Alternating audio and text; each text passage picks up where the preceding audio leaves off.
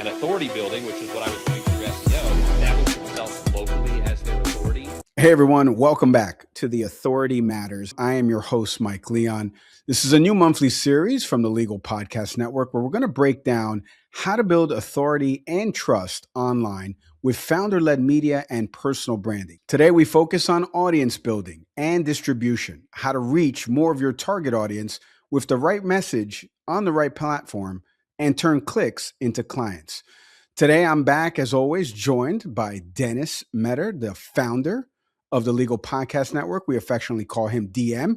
He's also known as the Bandman in this new animated podcast series, Building Authority Through Media, which is what the acronym stands for. This episode, we're going to walk through three core ideas of DM's authority system: his outlet agnostic theory, his digital language theory, and how distribution speeds up trust. All right, DM, you got to break this down for us because that was a mouthful right there. So when you say, I've heard you say, we don't just make podcasts, we build distribution systems around people.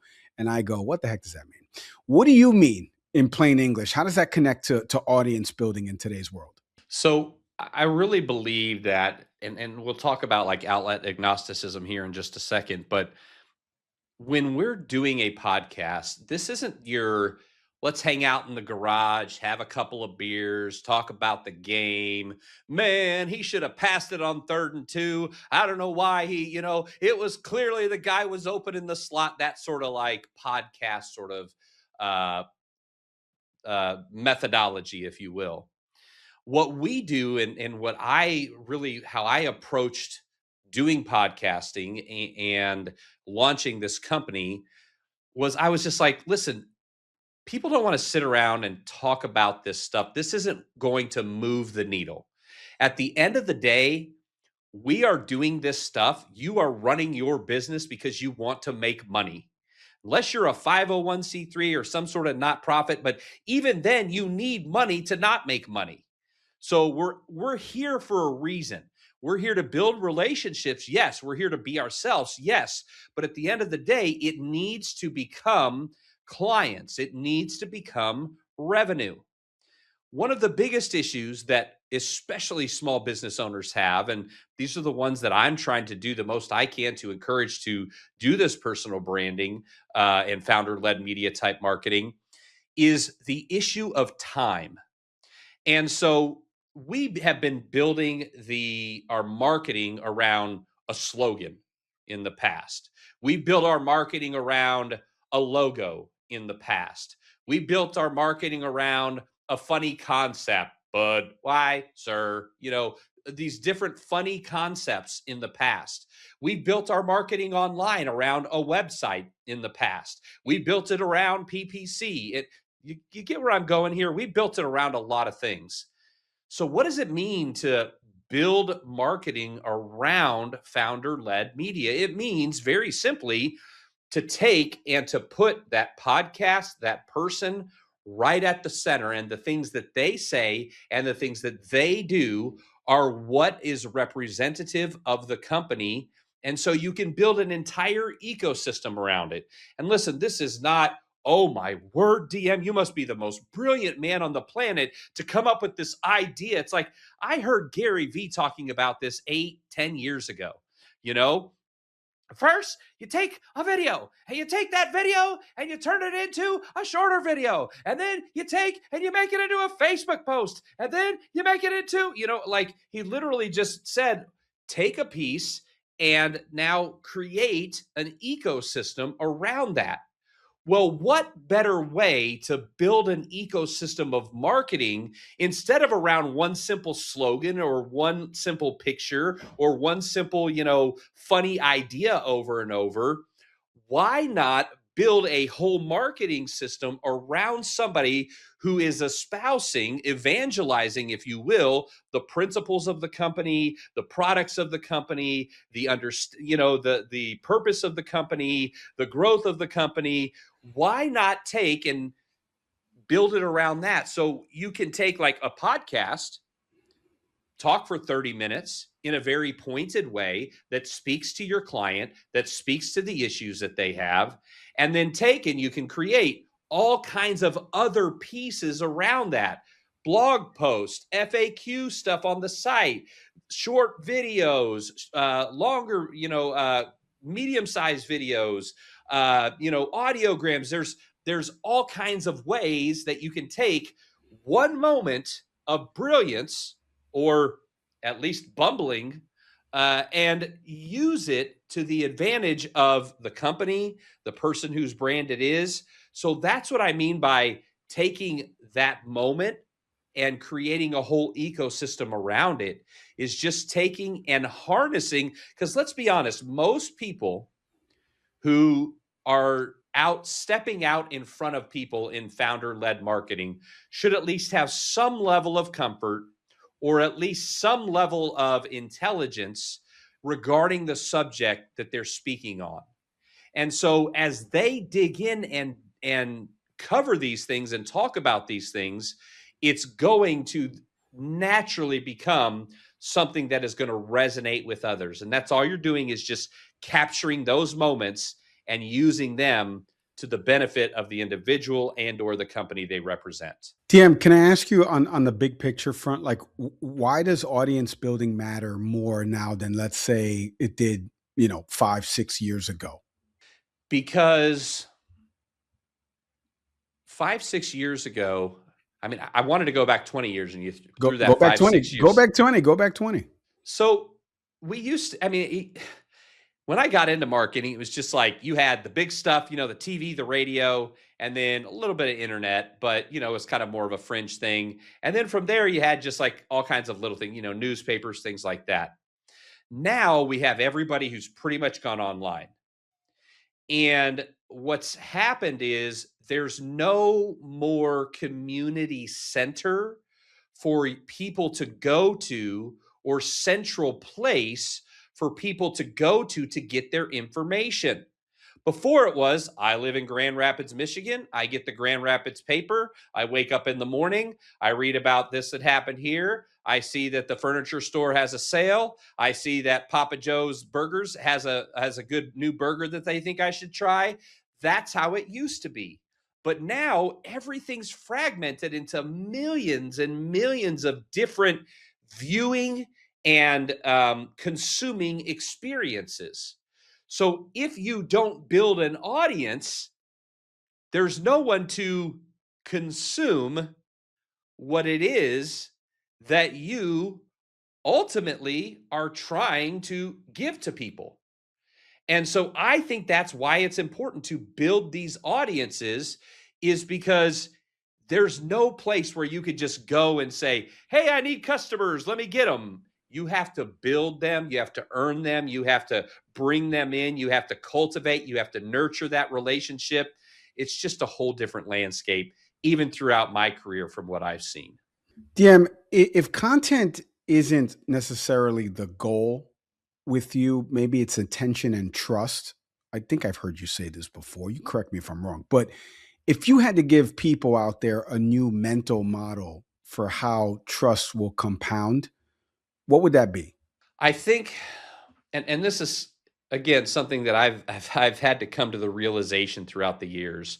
When I was younger, in my 20s, 30s, I had businesses.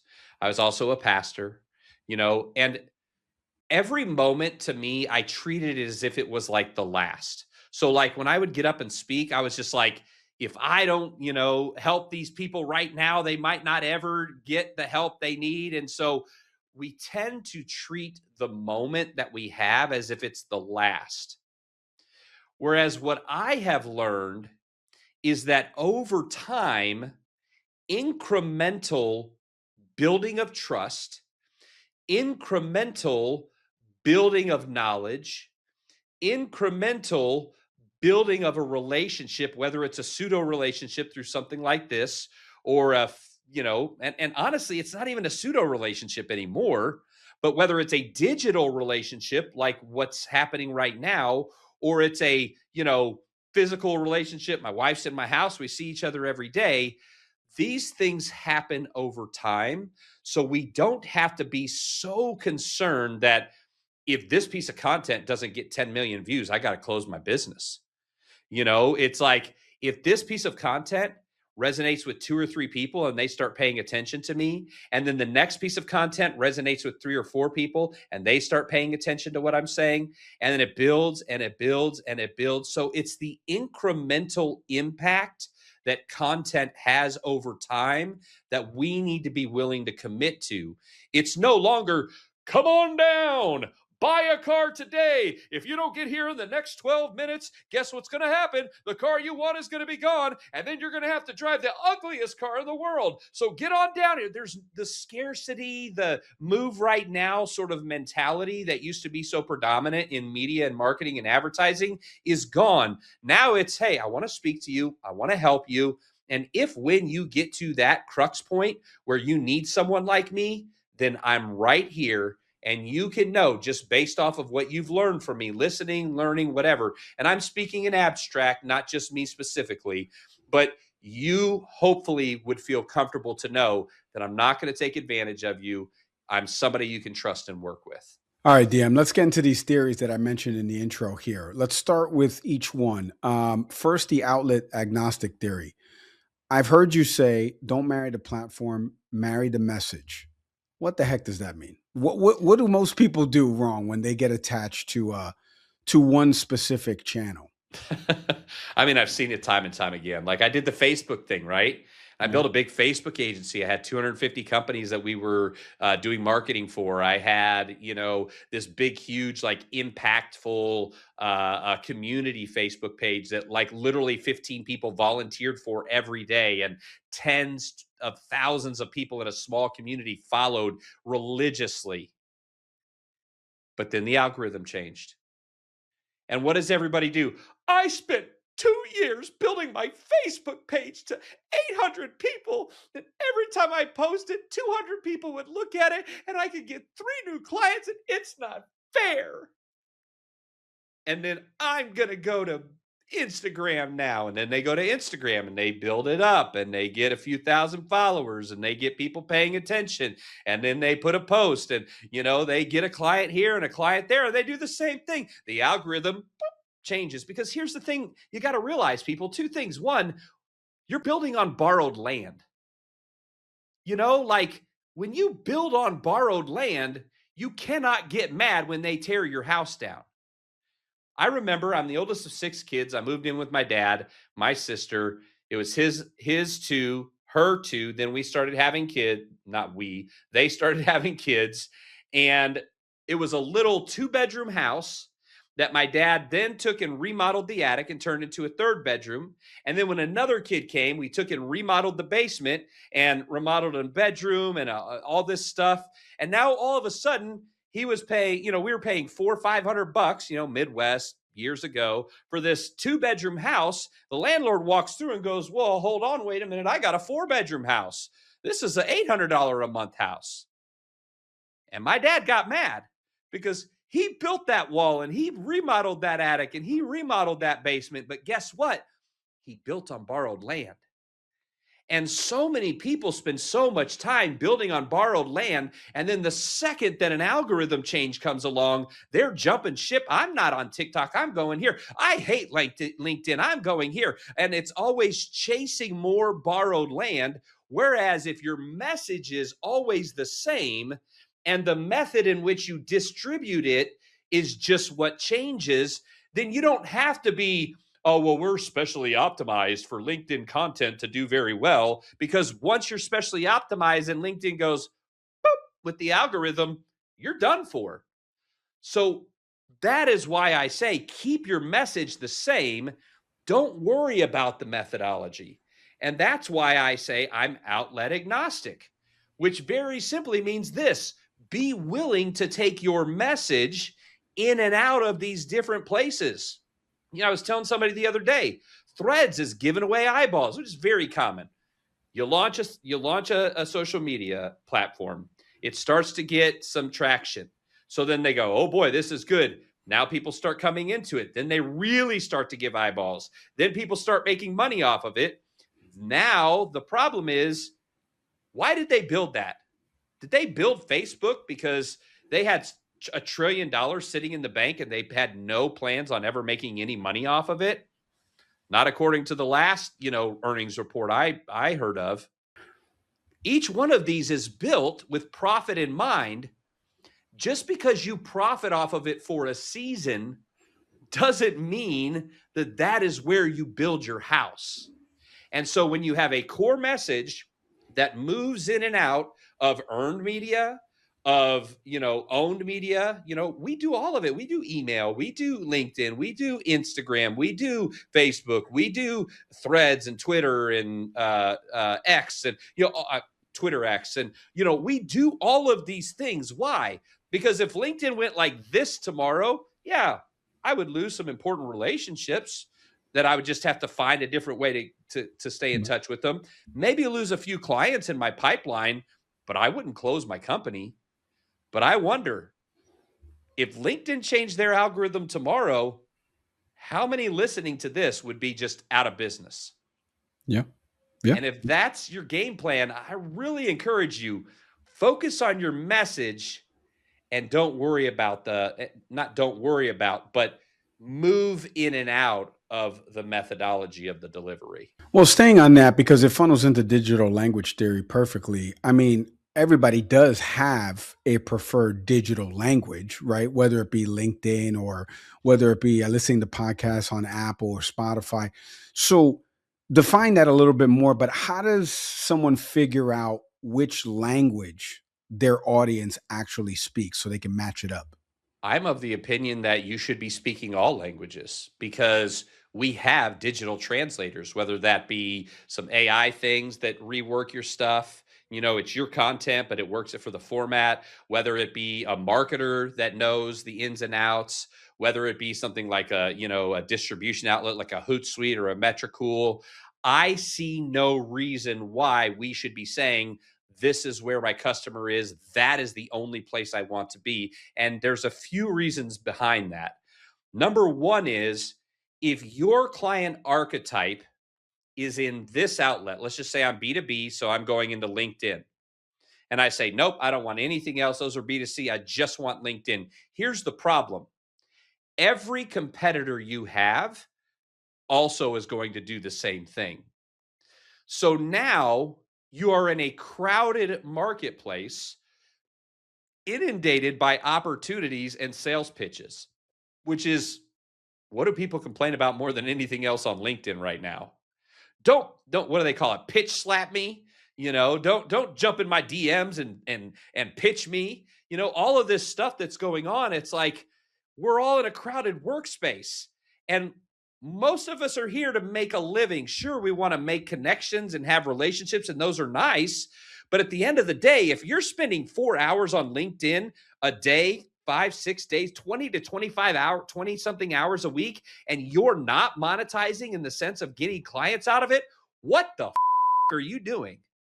Like, seriously. Like, spend all that. And maybe I was a little loud on the front of the mic, but what are we doing spending all this time there if not to gain clients and move our business forward?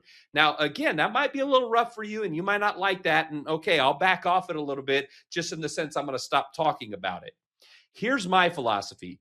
Let's say LinkedIn has 37% of LinkedIn is my ideal client. So there's me and everybody else who serves that client clamoring for their business. But yet over here in Facebook land and Twitter land, or Twitter X land, and Pinterest land, and Threads land, and all of these other places, let's just say in each one of these, only 5% of my client is there. Only 5% of that audience is my potential client. If I take 10 other places that, again, are easy to plug into and market into, and I reach out in all of these other places as well as this place, I've now gone from being one of hundreds going against 37% to being one of a very small number of people going after 5, 5, 5, 5, 5, 5, 5, 5, 5. Now, at the end of the day, which one do you think is going to have the most success and see the most clients come out of that, Mike? All right. Well, I would say that you should saturate across other areas, because then you'll become the voice, right, on those platforms as they grow, in addition to what you're already getting from LinkedIn. Am I correct? Partially, but you're also, it's not just about becoming, it is you are. So if I'm on Pinterest and there are, let's just use a round number, 1,000 people on Pinterest that fit my client profile, and only me and two other people are going after this 1,000 people, theoretically, I have 333 people that can become my client that I would never have gotten if I just stayed on LinkedIn. And then you compound that by all of the other outlets. And now all of a sudden you have the same, with almost the same amount of effort, you can double, triple, quadruple your opportunities just by being willing to go into the places no one else is going, because the threshold is pretty low to get there. It's just press an extra button on Hootsuite and post it there. Press an extra button on Metricool and it posts there. Now those people are going to be able to respond back to you, and those people aren't on LinkedIn. Right. Well, it funnels into the last pillar that I mentioned in the intro, which is about distribution as a way to kind of speed up that trust. You mentioned a little bit of it, like what it looks like in practice, but let's outline it for people. Like, what should someone do this week that's listening to this to start building that repetition on purpose? I think that what they should do this week, if I was just like kind of coming into this a little trepidatious, a little like, I mean, I hear what this guy is saying, but he's also a crazy marketer, and those guys. Um, I would just one by one add the next thing that kind of makes sense. Not that 100% makes sense. So if you're business to consumer and you've been killing it on Facebook and Instagram with Meta, and you're like, okay, but I have a pretty like hands-on visual product, Pinterest might be a good place for me to try. And you'd be surprised. There's still a lot going. No one talks about Pinterest. There's a lot going on there, and there's a lot of like click-throughs and purchases and B2C stuff going on there. So go to that very next place that you don't feel like you're stretching too far for it to make sense. Because the easiest way to get from here to there is one step at a time. And so take one step beyond slightly beyond your comfort zone, see what happens. And more often than not, especially if you are persistent with it and you're providing good value in what you're really presenting, you're going to start seeing feedback and yielding and things like that. And then all of a sudden, a year down the road, you're just like, hey, is there any new social media outlets out there? I want to be on one, because every time I try a new one, it expands my customer base by 12%. So, and that's B2C. Obviously, we can use even in the B2B realm. Like, I'm on everything, everywhere. We have some lawyers that do very well on Pinterest because they post content and videos about like criminal defense, mostly consumer facing, but even patent, IP, trademark. I'm an entrepreneur. I have a bunch of Pinterest boards, and I start pinning stuff from this patent, IP, trademark lawyer. And then I grow my business to the point, and I've been paying attention to them for a year and a half, watching their videos. Now, all of a sudden, that's my patent, IP, trademark attorney. And so that's the kind of thing when I talk about like, using all of these different outlets and compounding them, understanding that this is investments. Business owners will, spend tens of thousands of dollars or hundreds or even millions of dollars investing in these little, businesses and different things, but they'll think it's a waste of time to click to take and push their content to one more place. That's beyond me. Like, diversifying your portfolio makes sense everywhere, but in marketing. Right. Right.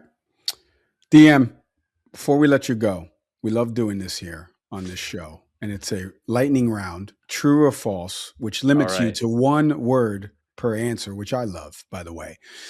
True or false? Ready? You need to be on every platform to build a real audience. Fru. Man finds a way to play down the middle. All right. Fru, mark that there for the record. If your audience isn't responding, Dennis, it usually means you're saying the wrong thing. False. More reach automatically means more trust. False. Consistency is mostly about discipline and willpower. True. Podcasting is too slow to be worth it.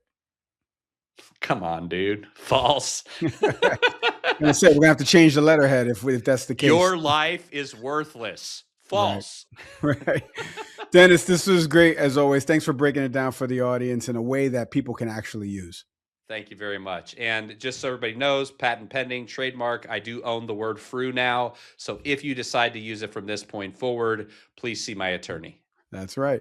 And also make sure you're subscribed so you don't miss any of these installments in The Authority Matters. Our next one's going to be on a deep dive on how to differentiate yourself. We just talked about how to put yourself out there. Now you got to differentiate yourself. If you want deeper breakdowns, templates, monthly reports, we put it all together on topics like this. Please join our email list. All the links are going to be in our description. And if you want hands-on help building a podcast and a distribution system around your message, you can apply to work with us. We'll drop those links as well in the description. Thanks again for listening. I am your host, Mike Leon.